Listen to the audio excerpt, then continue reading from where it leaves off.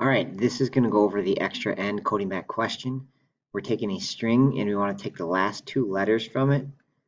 All right, and then just return 3 copies of that. So kind of the steps would be to get the last 2 letters, then just make 3 copies and then return it, right, using the return statement. Okay, so first off, this how do we get those last 2 letters? I just kind of do examples again. So I have hello string and Bob string.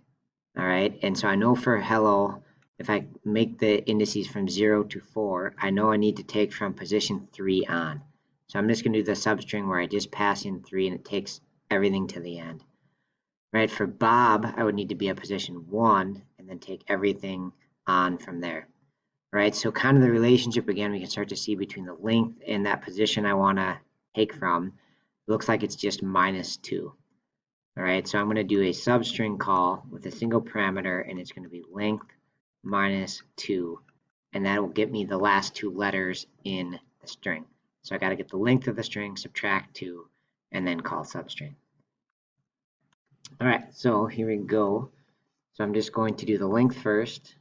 So I'm going to do an int variable called length equals str.length, so the length of the string that comes in. And then I'm going to make a new string, which is a substring, and I'm going to take the original string, call substring,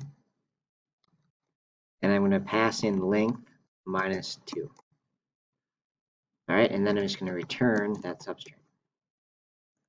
All right, now I'm going to hit go, run the code. Oh no.